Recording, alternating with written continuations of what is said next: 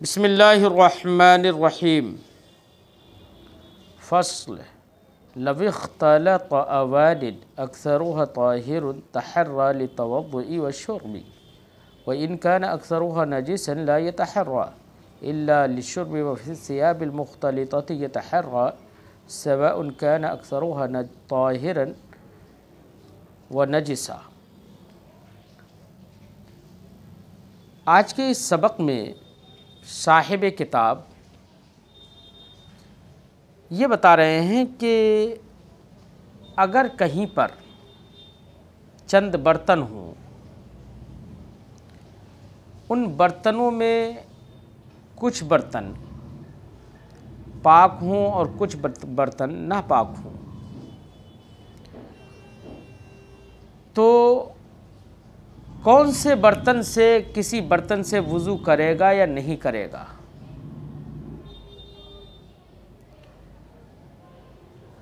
पिएगा या नहीं पिएगा पानी। तो साहिब किताब के बताने का जो मंशा है वो ये है कि बेटा पानी वुज़ू के लिए होता है और बाज़ बर्तनों में पानी नापाक है, बाज़ में पाक है, लेकिन वुज़ू करने वाले को जो वुज़ू करना चाहता है उसे ये पता नहीं है कि इसमें कि कौन सा बर्तन पाक है कौन सा नापाक है। तो वुज़ू करेगा या नहीं करेगा, ऐसी सूरत में तयम्मुम कर लेगा, क्या करेगा, इस मसले की वजाहत फरमाते हैं इस फसल में। तो बेटा इसके सिलसिले में साहिब किताब दो शिक़ें बयान कर रहे हैं। पहली शिक़ तो ये है कि अगर पानी के बर्तन आपस में मुख्तलित हो जाएं कि बाज़ पाक हों बाज़ नापाक हों, तो उसकी दो सूरतें हैं, या तो अक्सर बर्तन पाक होंगे या अक्सर बर्तन नापाक होंगे। मिसाल के तौर पर 5 बर्तन थे, उनमें 3 पाक थे और 3 नापाक थे, वो 2 नापाक थे, तो जाहिर बात है कि ताहिर की अक्सरियत हो गई, वो 3 है नापाक, 3 है पाक और नापाक जो हैं वो 2 हैं, तो ताहिर की अक्सरियत है। अगर ताहिर बर्तनों की अक्सरियत हो तो फ़ुक़हाए किराम फरमाते हैं कि वुज़ू करने के लिए भी तहर्री करेगा। तहर्री का मतलब दिल जमाएगा। ये मालूम नहीं है कि उनमें से कौन सा पाक है कौन सा नापाक है, लेकिन दिल जमाएगा। अब जिस बर्तन पर उसका दिल जम जाए कि ये वाला पाक है, गौर व खोज करने के बाद उसके अलामात और पहचानों में कुछ अगर उसके पास अलामतें हों, अलामतों में गौर व खोज करेगा। गौर व खोज करने के बाद अगर उसे उसका दिल जम गया कि ये वाला पाक है, तो जिस पर दिल जमेगा उसी से वुज़ू कर लेगा।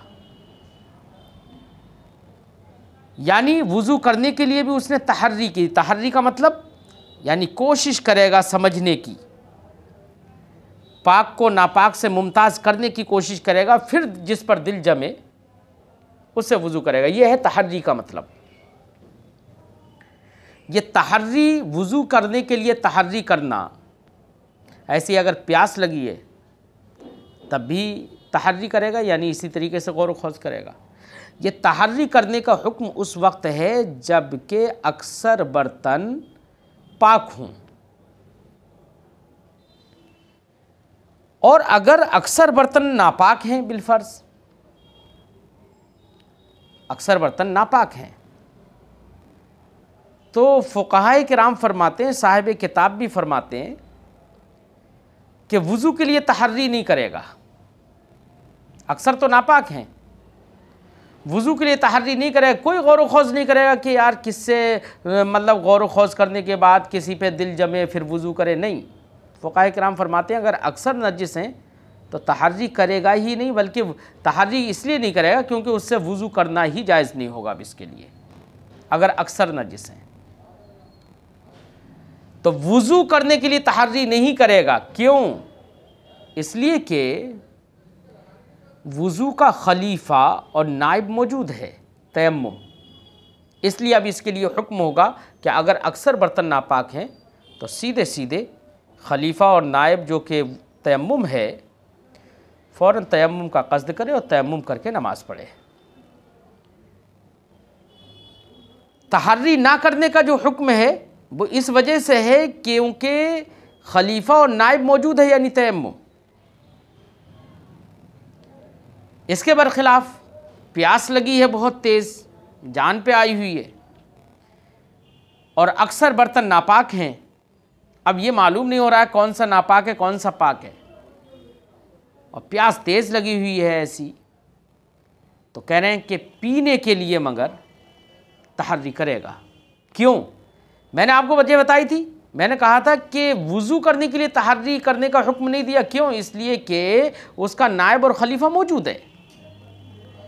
लेकिन पीने के लिए कह रहे हैं कि तहर्री करेगा, जिस पर दिल जमेगा उसको उससे पानी पी लेगा। क्यों? इसलिए कि पीने के मामले में तो पानी का कोई खलीफा मौजूद ही नहीं है। वहाँ तो मिट्टी मौजूद थी, यहाँ पर तो पीने के लिए कोई ऐसा थोड़ी है कि मिट्टी को पी लेगा आदमी। नहीं, इसका कोई खलीफा नहीं है ज़रूर शरा। इसलिए पीने के लिए तो तहर्री करेगा, ऐसी सूरत में वुज़ू करने के लिए तहर्री नहीं करेगा। ऐसे ही अब ये बात जहन में रखना कि तहर्री करने का हुक्म वहाँ दिया जा रहा है जहाँ पर अक्सर नजिस हों।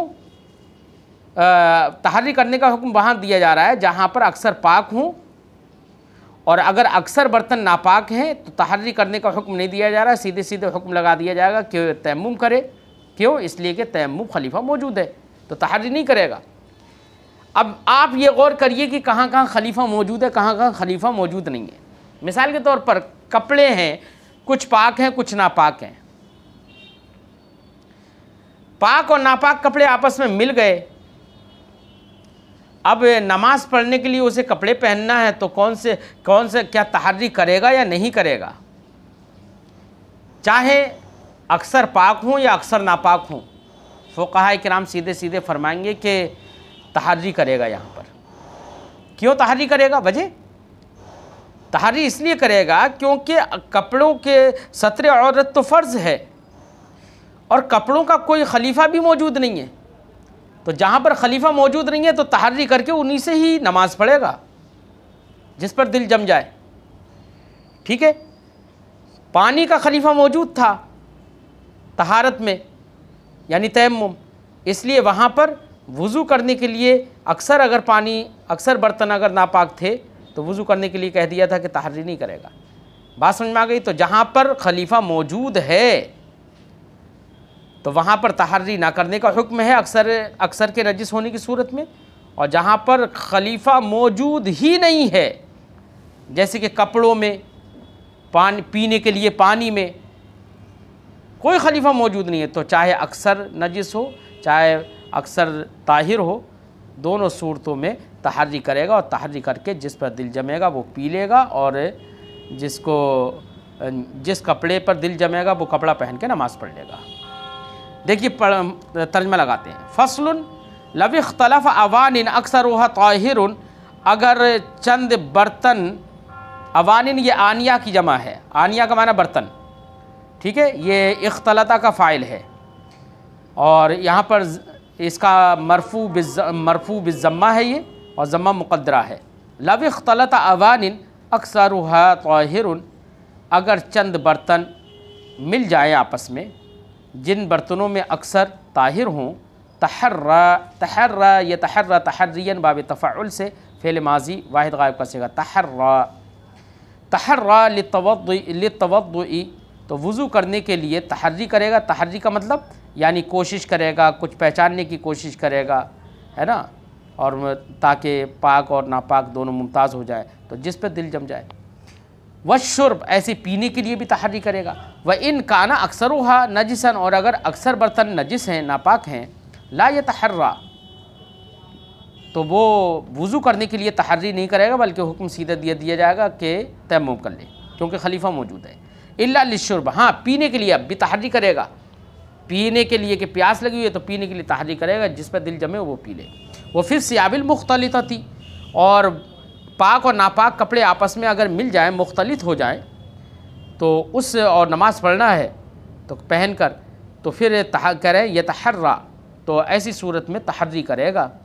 सवा उनका ना अक्सर व ताहिरन व नजिसा, ख्वा अक्सर कपड़े पाक हों या अक्सर कपड़े नापाक हों, हर सूरत में तहर्री करेगा। क्यों यहाँ पर तहर्री करने का हुक्म दिया है? क्यों? इसलिए कि कपड़े का कोई नायब और खलीफा मौजूद नहीं है। जहाँ पर नायब और खलीफा मौजूद था तो अक्सर नजिस होने की सूरत में तहर्री करने का हुक्म नहीं दिया था।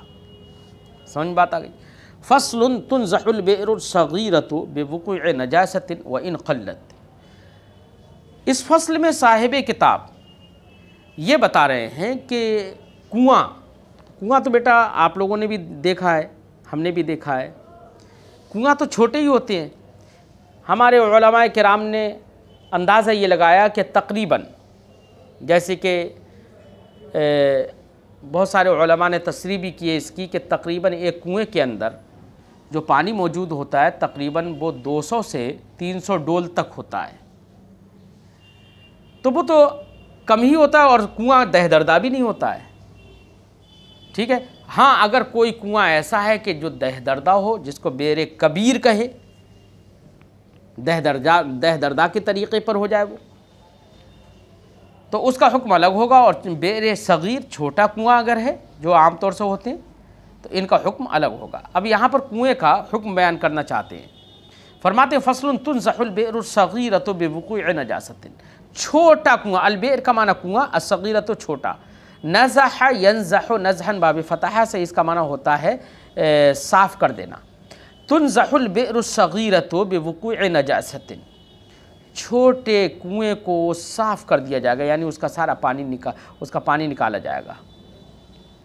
वक़ूअ नजासतिन, नजासत के पड़ जाने की वजह से, नजासत गिर गई कुएं में। अब कुएं में नजासत गिर गई तो अब ऐसी सूरत में कुएं का पानी साफ़ किया जाएगा। व इन क़ल्लत, अगरचे नजासत थोड़ी ही हो। क्यों?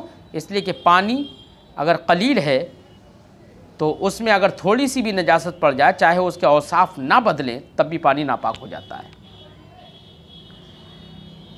बात समझ में आ गई है? तो माए कलील को थोड़ी नजासत भी नापाक कर देती है, अगरचे उसका असर ज़ाहिर ना हुआ हो। मिन गैरिल अरवास, नजासत से मुराद वो नजासत है जो लीद, गोबर और मैगनी के अलावा हो। अरवास रौस की जमा है गोबर के माना में। लीद, गोबर वगैरह, मैगनी वगैरह के अलावा जो हो, ठीक है, वो मुराद है नजासत से। तो ऐसी नजासत अगर छोटे कुएं में गिर जाए तो पूरा कुआं नापाक हो जाएगा। रहा अगर मैंगनी, गोबर या लीद ये अगर गिर जाए कुएं में, तो इनका हुक्म ये नहीं है कि कुआं नापाक हो जाए और कुएं को साफ़ किया जाए, नहीं। फिर इसमें दो सूरतें होंगी। एक सूरत ये होगी कि देखने वाला अगर मैंगनी वगैरह को ज़्यादा समझे, और तो ऐसी सूरत में अगर ज़्यादा समझे तब तो पानी निकाला जाएगा, और अगर ज़्यादा ना समझे तो पानी नहीं निकाला जाएगा। हुक्म आगे आएगा कि साहिब किताब उसका जिक्र करेंगे आगे। इसलिए फरमाते हैं गैरिल अरवास, गोबर और लीद वगैरह के अलावा नजासत अगर गिर गई तो पानी का कुएँ का पानी निकाल दिया जाएगा। कौन सी नजासत है? मिसाल के तौर पर नजासतों का जिक्र कर रहे हैं। का क़तरत दमिन, जैसे कि खून का कतरा, खून भी नापाक होता है। और खमरिन, या शराब का कतरा, ठीक है, अगर ये गिर गए तुनज़हुल बि'r, तो बेरे सगीर छोटा कुआं साफ़ कर दिया जाएगा, पानी उसका निकाल दिया जाएगा। व बिवुक़ू'i खिंज़ीरिन, ऐसे ही खिंज़ीर गिर गया तो खिंज़ीर के गिर जाने से भी कुएं को साफ़ किया जाएगा, निकाला जाएगा पानी सब, क्योंकि खिंज़ीर नजिसुल ऐन है, उसके गिर जाने से पानी नापाक हो जाता है। वलौ खरज हय्यन, अगरचे खिंज़ीर गिरने के बाद ज़िंदा निकल आया हो तब भी पानी सब निकाला जाएगा। वजह वही उसके नजिसुल ऐन होना। वलम युसफ़मुहुल माअ, वलौ खरज हय्यन, अगरचे ज़िंदा निकल आया हो खिंजीर, वलम युसिफ फमुहुल मा, और अगरचे उसका मुँह पानी तक ना पहुँचा हो। यानी खिंजीर के गिरने के बाद खिंजीर के लुआब पानी से लगे या ना लगे, मरे या ज़िंदा निकल आए, हर सूरत में पानी नापाक हो जाएगा, बेरे सग़ीर का पानी निकाला जाएगा। ठीक है, क्योंकि वो नजसुल ऐन है, उसका रुआं रुआं भी नापाक है। व बे मौते कल्बिन औ शातिन औ आदमियिन फ़ीहा, फ़ीहा की ज़मीर का मतलब वही बेर। अलबेर बेटा मुअन्नस सिमाई है, इसलिए मुअन्नस की ज़मीर फ़ीहा में जो फ़ीहा हा ज़मीर है मुअन्नस की, वो बेर की तरफ लौटा दी। यही वजह है कि अलबेर मौसूफ़ है, अस्सगीरा उसकी सिफ़त है, तो सिफ़त देखो मुअन्नस लेकर आ गए। ठीक है ना, क्योंकि वो मुअन्नस सिमाई है। फरमाते वो बेमौत कल्बिन औ शातिन, ऐसे ही पानी कुएँ का, बेरे सग़ीर का, छोटे कुएँ का पानी साफ़ कर दिया जाएगा बेमौत कल्बिन, कुत्ते के मर जाने से। देखो यहाँ पर बेमौत कल्बिन कह रहे हैं, कुत्ते के मर जाने से। अगर कुएँ के अंदर कुत्ता या उस जैसा कोई और जानवर खिंजीर के अलावा मर गया, तब ऐसी सूरत में पानी निकाला जाएगा। और अगर मरा नहीं मसलन, बल्कि सिर्फ कुएं के अंदर गिर गया और ज़िंदा निकल आया, तो सही मज़हब ये है कि कुत्ता नजसुल ऐन तो है नहीं, और उसके बदन में नजासत भी ना हो, और कुत्ते ने अपना मुंह भी पानी में दाखिल ना किया हो, तो ऐसी सूरत में बेटा पानी नापाक नहीं होगा। और अगर कुत्ते के जिस्म पर नजासत हो तब पानी नापाक हो जाएगा। ऐसे ही कुत्ता अगर गिरा, ज़िंदा तो निकल आया, लेकिन उसने मुंह पानी में लगा दिया, उसका मुंह पानी में दाखिल हो गया, तो उसका लुआब पानी में मिल गया। तो अब ऐसी सूरत में कुत्ते का जूठा, जो आपने पहले पढ़ा कि कुत्ते का जूठा नापाक होता है, तो उसके लुआब का हुक्म होगा अब। और बकरी का जूठा चूँकि नापाक नहीं होता है, इसलिए अगर बकरी गिरी और उसने मुंह दाखिल कर दिया तो उसका जूठा नापाक नहीं होता है। तो इसलिए बकरी के गिर जाने के बाद और वो ज़िंदा निकल आई और जिस्म पर नजासत भी ना हो और उसने मुंह दाखिल कर दिया हो, तो उसके जूठे से, जूठा चूँकि नापाक नहीं है। ठीक है, तो खिंजीर के अलावा दूसरे जानवर अगर गिर रहे हैं और उनके जिस्म पर नजासत नहीं है, तो ऐसी सूरत में बेटा पानी नापाक नहीं होगा। हाँ, उन्होंने अगर मुंह दाखिल कर दिया, तो मुंह दाखिल करने के बाद जो भी हुक्म माक़ब्ल में आप जूठे का पढ़ चुके हैं, वही हुक्म यहाँ पर पानी का होगा। किसी का मकरू, किसी का नजिस, और किसी का माए मुस्ताम, वो ताहिर मुताहिर, किसी का नजिस, वो सब अहकाम आप पीछे पढ़ चुके हैं। ठीक है, फरमाते वो अब यहाँ पर बेमौत कल्बिन कहा, कुत्ते के गिर जाने, मर जाने से, मरने से तो पानी निकाला जाएगा, लेकिन सिर्फ गिर गया तो मैंने तफसील कर दी है। वह बेमौत कल्बिन, कुत्ते के मर जाने से, और शातिन या बकरी के मर जाने से, और आदमी जिन या आदमी के मर जाने से, फ़ीहा कुएँ में पानी निकाला जाएगा। ठीक है ना, मर जाने से याद रखना, क्योंकि मरने के बारे में फ़ुक़हा ने फरमाया कि मरने के बाद कोई बईद नहीं, जब आदमी ज़िंदा रहता है तो उसके पेट से पखाने की जगह से नजासत, ज़िंदा होने के वक्त में तो सारा सिस्टम जो है वो काम करता है, नजासत ऐसे नहीं निकलती है। लेकिन मर जाने के बाद उसके पेट पर प्रेशर होता है, तो मुमकिन है कि उसकी नजासत उसमें निकल जाए। यही वजह है कि मुर्दे को आम तौर से इसीलिए गुस्ल भी दिया जाता है, और इसीलिए मुर्दे की नमाज जनाजा भी मस्जिद में पढ़ाने का हुक्म नहीं है, क्योंकि इम्कान है कि उसकी नजासत उसके पखाने की जगह से निकल जाए। ठीक है, इसलिए आदमी भी अगर मर गया तब भी पानी निकाला जाएगा। वह भी इंतिफाक़ हयावानिन, ऐसी जानवर के फूल जाने से, इंतिफाक़ का माना फूल जाना, जानवर गिरा पानी में, कुएं में, और फूल गया, तो अगरचे अब हैवान से मुराद बेटा यहाँ पर हैवान दमवी है, यानी जिसके अंदर खून होता है, जो पानी वाला जानवर नहीं होता है, क्योंकि जो दमवी होता है उसका हैवान दमवी से यहाँ पर मुराद है कि अगर हैवान दमवी पानी में गिरा, यानी खून वाला जानवर पानी में गिरा और वो फूल गया तो पानी निकाला जाएगा। और अगर हैवान दमवी ही नहीं है, मसलन बर है, बिच्छू है, मक्खी है ना, तो इनके गिर जाने से पानी नापाक नहीं होगा। ऐसे ही हैवान से मुराद बेटा यहाँ पर हैवान बर्री है, हैवान माई नहीं है। अगर पानी में रहने वाला जानवर गिर गया, और वो गिर गया क्या, वो तो उसमें रहता ही है, और मर गया और फूल गया वो, तो उसके मर जाने से, पानी में रहने वाले जानवर के मर जाने से पानी नापाक नहीं कहा जाएगा। जैसे कि मछली है, केकड़ा है वगैरह। हाँ, अगर पानी में रहने वाला जो जानवर है और उसमें खून है, कुछ ऐसे भी होते हैं कि जिनमें खून होता है, तो उस सिलसिले में अक्सर फ़ुक़हा किराम ने तो ये कहा है कि पानी नापाक होगा, लेकिन कुछ फ़ुक़हा किराम ने ये भी कहा है कि उस सूरत में पानी नापाक नहीं होगा। बहरहाल ऐसे ही कुछ जानवर ऐसे होते हैं जो खुश्की में रहते हैं और उनमें खून नहीं होता है, जैसे कि बर है, मक्खी है वगैरह, मच्छर है।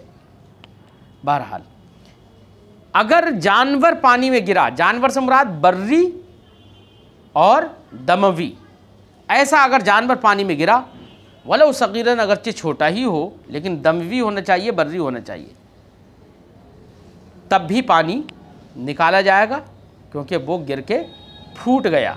इंतिफाक फूट नहीं, फूल गया, तब भी पानी सब निकाला जाएगा। व मिअता दलविन लौ लम युमकिन नज़्हुहा। अब कह रहे हैं कि अगर जानवर गिर गया, बर्री और दमवी जानवर गिर गया, तो अगर तो कुआं को देखा जाएगा, कुआं किस तरीके का है। एक तो कुआं बेटा ऐसा होता है कि जिसमें पानी अगर निकाला जाए तो ख़त्म हो जाता है पानी, फिर आराम से धीरे धीरे करके पानी आए। और कुछ कुएं ऐसे होते हैं जिनमें सोत होते हैं, सोत, नीचे से पानी उबलता रहता है, तो पूरा पानी निकालना ही मुमकिन ना हो अगर कुआं ऐसा हो। तो कह रहे हैं कि अगर पूरा पानी निकालना मुमकिन ना हो तो ऐसी सूरत में 200 डोल पानी निकाला जाएगा।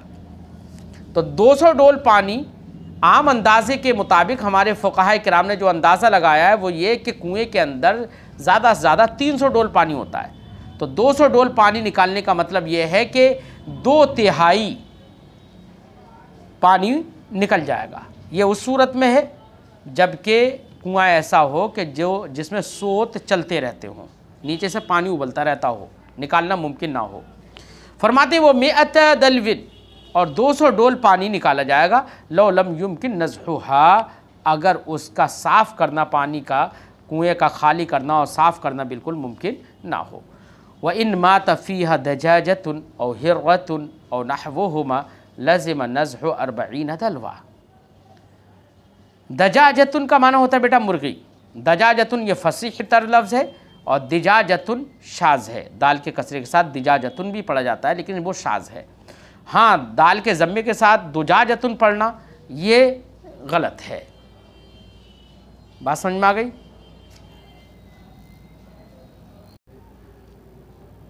तो दजाजतुन और हिर्रतुन, अगर कुएं के अंदर मुर्गी मर गई हो या बिल्ली मर गई हो, मुर्गी या बिल्ली मर गई, तो ऐसे कुएं में चूहा मर गया हो।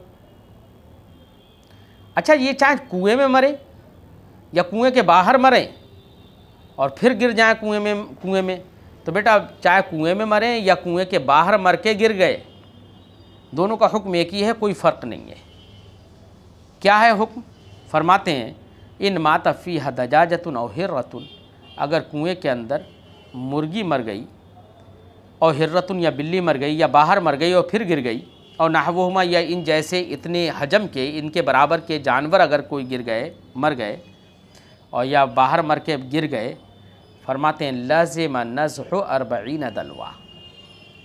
तो ऐसी सूरत में इतनी मिक़दार वाले जानवर जो हैं, इतने हजम वाले जो जानवर हैं, उनके मर जाने से 40 डोल निकालना लाजिम होगा।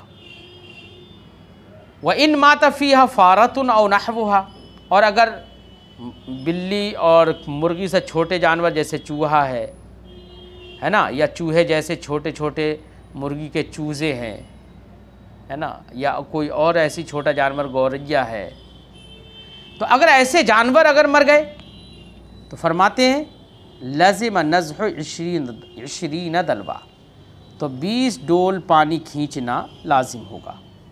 कितने? 20 डोल पानी। लेकिन बेटा ये सब पानी निकालना, चाहे 20 डोल हो या 40 डोल हो, ये सब निकालना तब फ़ायदेमंद होगा जबकि आप गिरा हुआ जानवर पहले निकाल लेंगे। अगर आपने जानवर निकाला नहीं और पानी निकाल दिया तो चाहे आप हज़ारों डोल पानी निकाल दें, लेकिन पानी पाक नहीं होगा। पहले उस जानवर को निकालिए जो जानवर गिरा हुआ है, फिर उसके बाद 40 डोल या 20 डोल जो भी हुक्म दिया गया है, इतने डोल पानी निकालिए, तब पानी निकालने से वो पाक होगा। फरमाते वकान ज़ालिका तहारतन लिलबिरी व दलवी व रिशाई व यदिल मुस्तक़ी।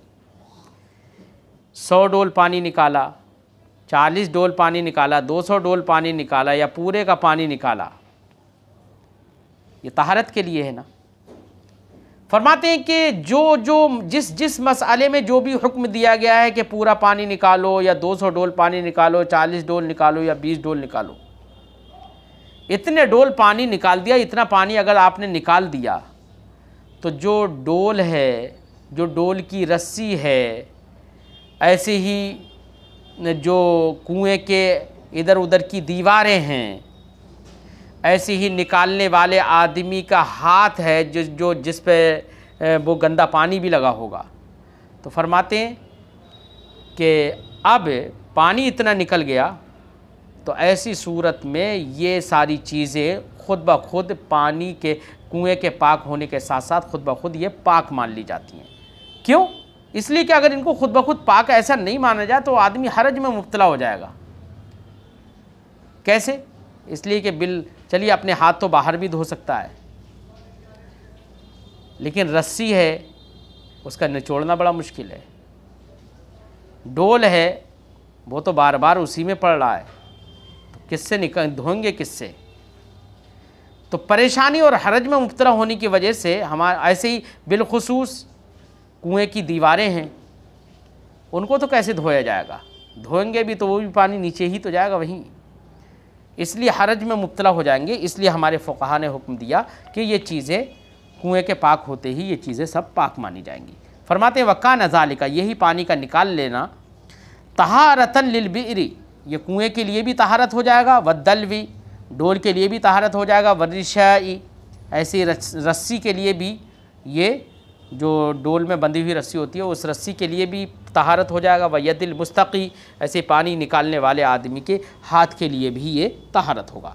वला तंजिसुल बिरु बिल बअरि वर्रौसी, मैंने बताया था ना इससे पहले कि गोबर, मैंगनी, लीद वगैरह का हुक्म आगे ज़िक्र करेंगे। अगर गोबर, मींग वगैरह, गोबर है, मैंगनी है, लीद है, अगर ये बेरे सग़ीर के अंदर गिर जाएं तो क्या पानी नापाक होगा, पानी फासिद होगा या नहीं होगा? तो फरमाते हैं ला तंजिसुल बिरु, कुआं नजिस नहीं होगा, बिल बअरि, बारतुन की जमा, इसका माना होता है बेटा मैंगनी, जो बकरी वगैरह की मैंगनी होती है ना, वो कहते हैं बारतुन। बकरी वगैरह की मैंगनी से, बकरी भेड़ की मैंगनी से कुआं नजिस नहीं होगा। वर्रौस, ऐसे गोबर से, जैसे कि भैंस है, या बैल है, गाय है, इनके गोबर से भी नजिस नहीं होगा। वल खिसी, खिसी का माना होता है बेटा लीद, जैसे घोड़ा वगैरह होते हैं, घोड़ा है तो इनकी लीद से भी पानी नजिस नहीं होगा। इल्ला, पानी नजिस नहीं होगा, इल्ला के ज़रिए से इस्तिस्ना कर रहे हैं, यानी जो नजिस ना होने का हुक्म हमने जो हुक्म दिया है ये उस सूरत में है जबकि ये कसीर ना हो, जबकि ये कसीर ना हो। हाँ, अगर कसीर पड़ जाए, बहुत ज़्यादा गिर जाए ये, तो पानी नापाक हो जाएगा। इसीलिए इल्ला के ज़रिए से इस्तिस्ना फरमा रहे हैं। हाँ, अब कसीर किसको माना जाएगा? तो कसीर के सिलसिले में बेटा दो कौल है। एक कौल ये है कि जब पानी निकाला जाए तो हर डोल में मैगनी वगैरह आए तो उसको कसीर माना जाएगा। और एक कौल ये है कि देखने वाला देखकर जिसको कसीर समझे वो कसीर है। तो यहाँ पर दो कौल हैं। साहिब किताब दोनों कौलों को जिक्र करेंगे, लेकिन राजिह और सही तर कौल जो है वो ये है कि देखने वाला जिसको कसीर समझे वो कसीर है, और जो देखने वाला जिसको कलील समझे वो कलील है। इसीलिए फरमाते इल्ला, तो इनके गिरने से कुआं नापाक नहीं होगा, इल्ला अन यस्तक्सिरहुन नाज़िर, मगर ये कि देखने वाला उसको कसीर समझे। तो ये एक कौल ज़िक्र कर दिया और सही कौल को पहले ज़िक्र किया, और दूसरा कौल ज़िक्र कर रहे हैं औ अल्ला यखलु व दलवुन अन बारतिन, या ये है कि कसीर ये है कि कोई भी डोल मैगनी से खाली ना हो।